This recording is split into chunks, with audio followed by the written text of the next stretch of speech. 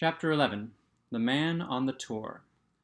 The extract from my private diary, which forms the last chapter, has brought my narrative up to the 18th of October, a time when these strange events began to move swiftly towards their terrible conclusion.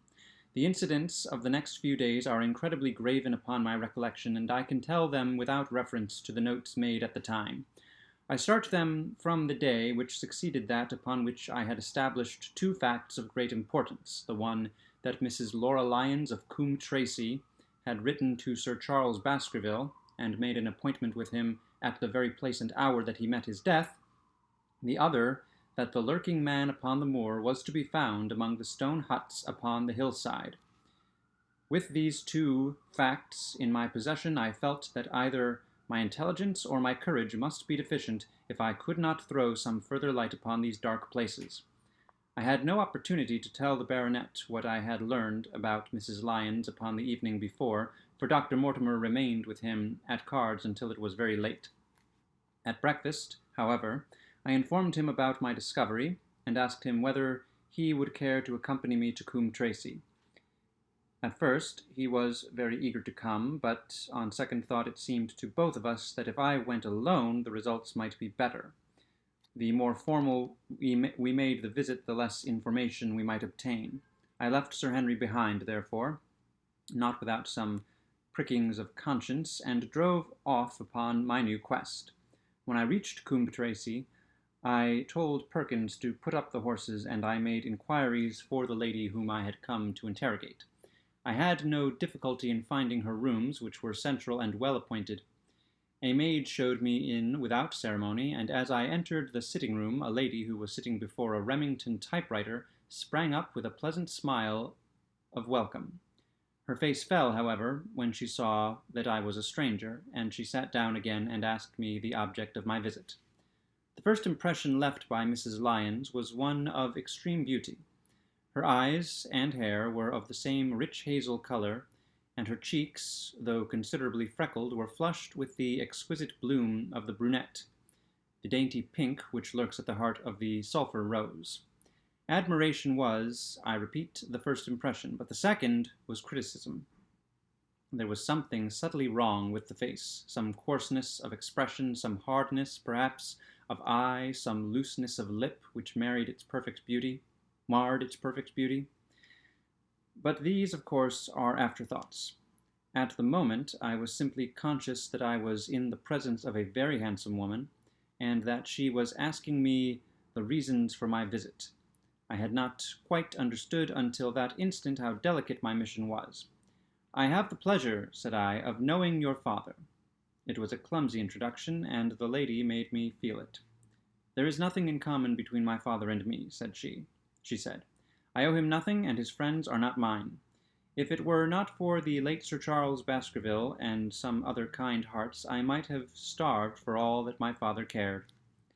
It was about the late Sir Charles Baskerville that I have come here to see you." The freckles started out on the lady's face. "What can I tell you about him?" she asked, and her fingers played nervously over the stops of her typewriter. "You knew him, did you not? I have already said that I owe a great deal to his kindness. If I am able to support myself, it is largely due to the interest which he took in my unhappy situation. Did you correspond with him?" The lady looked quickly up with an angry gleam in her hazel eyes. "What is the object of these questions?" she asked, sharply. "The object is to avoid a public scandal. It is better that I should ask them here than that the matter should pass outside our control." She was silent, and her face was still very pale. At last she looked up with something reckless and defiant in her manner. "Well, I'll answer," she said. "What are your questions? Did you correspond with Sir Charles?" "I certainly wrote him once or twice to acknowledge his delicacy and his generosity." "Have you the dates of those letters?" "No." "Have you ever met him?" "Yes, once or twice, when he came into Coombe Tracey. He was a very retiring man, and he preferred to do good by stealth." "But if you saw him so seldom and wrote so seldom, how did he know enough about your affairs to be able to help you, as you say that he has done?" She met my difficulty with the utmost readiness. "There were several gentlemen who knew my sad history and united to help me. One was Mr. Stapleton, a neighbor and intimate friend of Sir Charles's. He was exceedingly kind, and it was through him that Sir Charles learned about my affairs. I knew already that Sir Charles Baskerville had made Stapleton his almoner upon several occasions, so the lady's statement bore the impress of truth upon it. "Did you ever write to Sir Charles asking him to meet you?" I continued. Mrs. Lyon flushed with anger again. "Really, sir, this is a very extraordinary question." "I am sorry, madam, but I must repeat it." "Then I answer certainly not." "Not on the very day of Sir Charles's death?" The flush had faded in an instant, and a deathly face was before me. Her dry lips could not speak the "no" which I saw rather than heard. "Surely your memory deceives you," said I. "I could even quote a passage of your letter. It ran, 'Please, please, as you are a gentleman, burn this letter, and be at the gate by 10 o'clock. I thought that she had fainted, but she recovered herself by a supreme effort. "Is there no such thing as a gentleman?" she gasped. "You do Sir Charles an injustice. He did burn the letter, but sometimes a letter may be legible even when burned. You acknowledge now that you wrote it."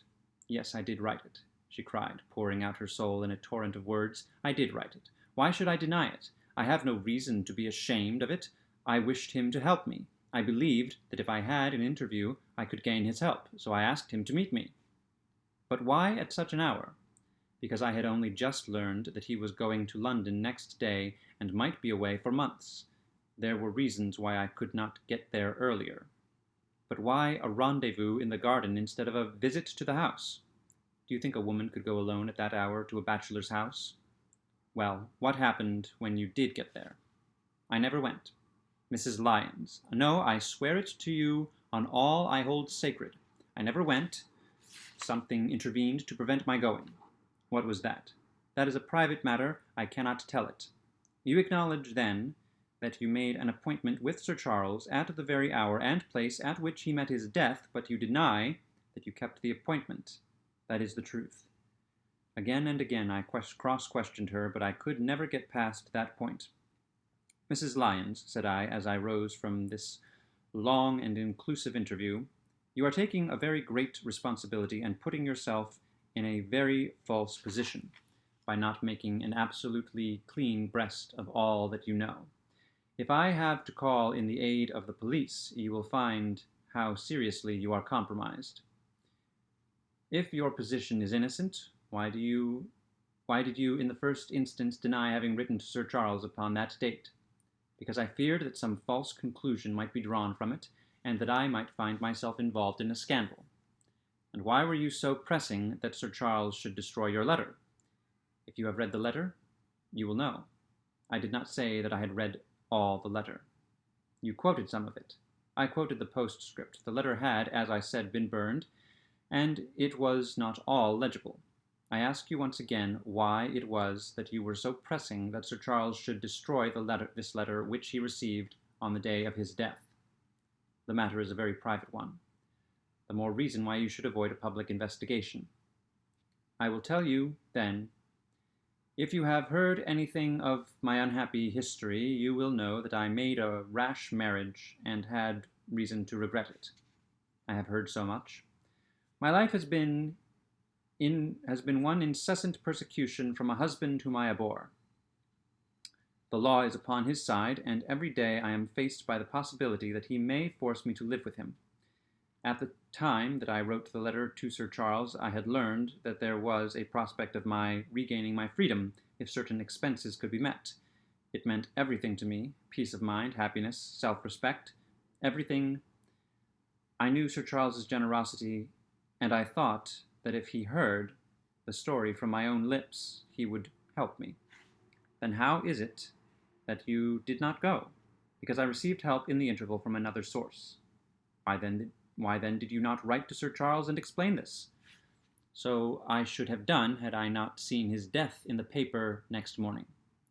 The woman's story hung coherently together, and all my questions were unable to shake it. I could only check it by finding if she had indeed instituted divorce proceedings against her husband at or about the time of the tragedy.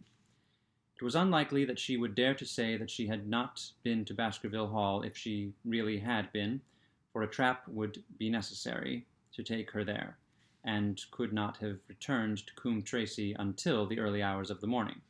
Such an excursion could not be kept secret. The probability was, therefore, that she was telling the truth, or at least a part of the truth. I came away baffled and disheartened. Once again I had reached that dead wall which seemed to be built across every path by which I tried to get at the object of my mission. And yet the more I thought of the lady's face and of her manner, the more I felt that something was being held back from me. Why should she turn so pale? Why should she fight against every admission until it was forced from her? Why should she have been so reticent at the time of the tragedy? Surely the explanation of all this could not be as innocent as she would have me believe. For the moment, I could proceed no farther in that direction, but must turn back to that other clue which was to be sought for among the stone huts upon the moor. And that was a most vague direction. I realized it as I drove back and noted how hill after hill showed traces of the ancient people. Barrymore's only indication had been that the stranger lived in one of these abandoned huts, and many hundreds of them are scattered throughout the length and breadth of the moor. But I had my own experience for a guide, since it had shown me the man himself standing upon the summit of the Black Tor. That, then, should be the center of my search. From there I should explore every hut upon the moor until I lighted upon the right one. If this man were inside it, I should find out from his own lips, at that point of my revolver if necessary, who he was and why he had dogged us so long. He might slip away from us in the crowd of Regent Street, but it would puzzle him to do so upon the lonely moor.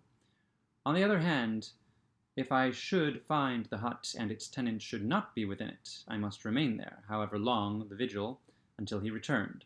Holmes had missed him in London.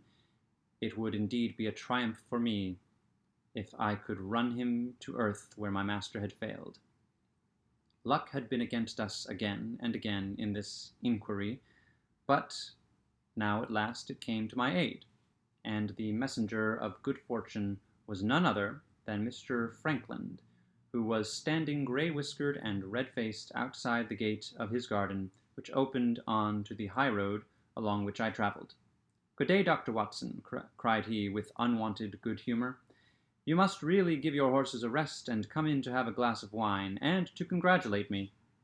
My feelings towards him were very far from being friendly after what I had heard of his treatment of his daughter, but I was anxious to send Perkins and the wagonette home, and the opportunity was a good one. I alighted and sent a message to Sir Henry that I should walk over in time for dinner. Then I followed Frankland into his dining room. "It is a great day for me, sir, one of the red-letter days of my life," he cried with many chuckles. "I have brought off a double event. I mean to teach them in these parts that law is law, and that there is a man here who does not fear to invoke it. I have established a right of way through the center of old Middleton's park. Slap across it, sir, within 100 yards of his own front door. What do you think of that? We'll teach these magnates that they cannot ride roughshod over the rights of the commoners, confound them. And I've closed the wood where the Fenworthy folk used to picnic. These infernal people seem to think that there are no rights of property, and that they can swarm where they like with their papers and their bottles. Both cases decided, Dr. Watson, and both in my favor. I haven't had such a day since I had Sir John Morland for trespass because he shot in his own warren." "How on earth did you do that?" "Look it up in the books, sir. It will repay reading. Frankland v. Morland, Court of Queen's Bench. It cost me £200, but I got my verdict." "Did it do you any good?" "None, sir, none. I am proud to say that I had no interest in the matter. I act entirely from a sense of public duty. I have no doubt, for example, that the Fenworthy people will burn me in effigy tonight. I told the police, last time they did it, that they should stop these disgraceful exhibitions. The county constabulary is in a scandalous state, sir, and it has not afforded me the protection to which I am entitled. The case of Franklin v. Regina will bring the matter before the attention of the public. I told them that they would have occasion to regret their treatment of me, and already my words have come true. How so? I asked. The old man put on a very knowing expression. Because I could tell them what they were dying to know, but nothing would induce me to help the rascals in any way. I had been casting round for some excuse by which I could get away from his gossip, but now I began to wish to hear more of it. I had seen enough of the contrary nature of the old sinner to understand that any strong sign of interest would be the surest way to stop his confidences. Some poaching case, no doubt, said I, with an indifferent manner. Aha, my boy, a very much more important matter than that. What about the convict on the moor? I started. You don't mean that you know where he is, said I. I may not know exactly where he is, but I am quite sure that I could help the police to lay their hands on him. Has it ever struck you that the way to catch that man is to find out where he got his food and so trace it to him? He certainly seemed to be getting uncomfortably near the truth. No doubt, said I, but how do you know that he is anywhere upon the moor? I know it because I have seen with my own eyes the messenger who takes him his food. My heart sank for Barrymore. It was a serious thing to be in the power of this spiteful old busybody, but his next remark took a weight from my mind. You'll be surprised to hear that his food is taken to him by a child. I see him every day through my telescope upon the roof. He passes along the same path at the same hour, and to whom should he be going except to the convict? Here was luck indeed, and yet I suppressed all appearance of interest. A child. Barrymore had said that our unknown was supplied by a boy. It was on his track, and not upon the convict's, that Franklin had stumbled. If I could get his knowledge, it might save me a long and weary hunt, but incredulity and indifference were evidently my strongest cards. I should say that it was much more likely that it was the son of one of the moorland shepherds taking out his father's dinner. The least appearance of opposition struck fire out of the old autocrat. His eyes looked malignantly at me, and his grey whiskers bristled like those of an angry cat. Indeed, sir, said he, pointing out over the wide-stretching moor, do you see that black tor over yonder? Well, do you see the low hill beyond with the thorn bush upon it? It is the stoniest part of the whole moor. Is that a place where a shepherd would be likely to take his station? Your suggestion, sir, is a most absurd one.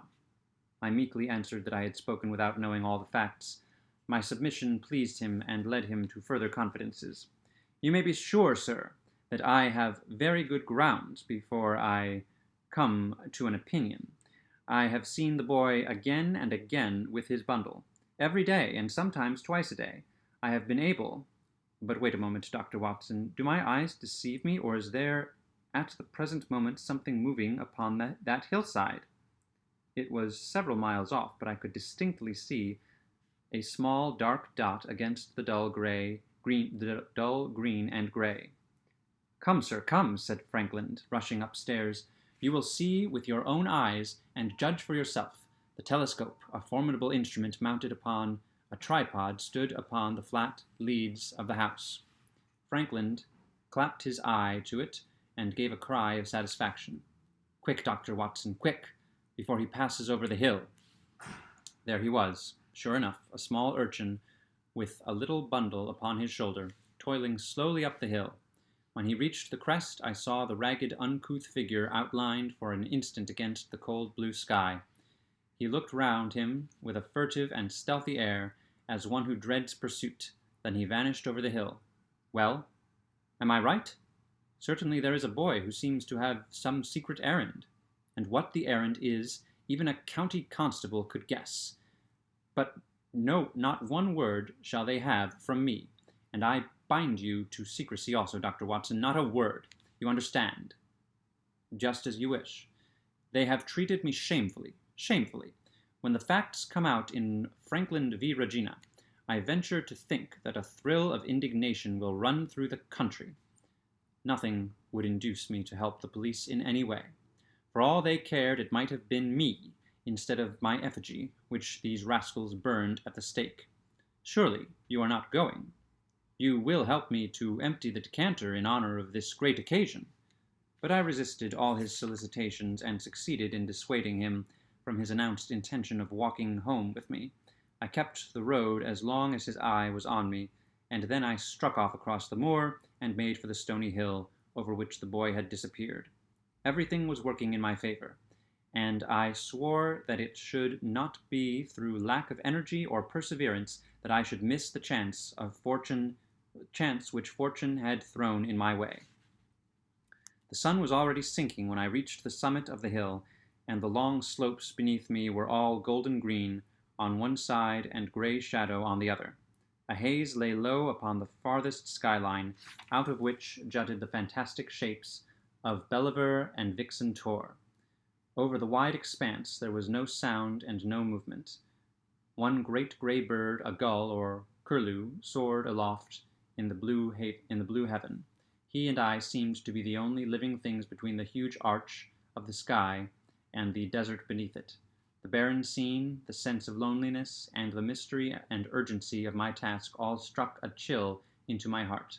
The boy was nowhere to be seen, but down beneath me in a cleft of the hills there was a circle of the old stone huts, and in the middle of them there was one which retained sufficient roof to act as a screen against the weather. My heart leapt within me as I saw it. This must be the burrow where the stranger lurked. At last my foot was on the threshold of his hiding place. His secret was within my grasp.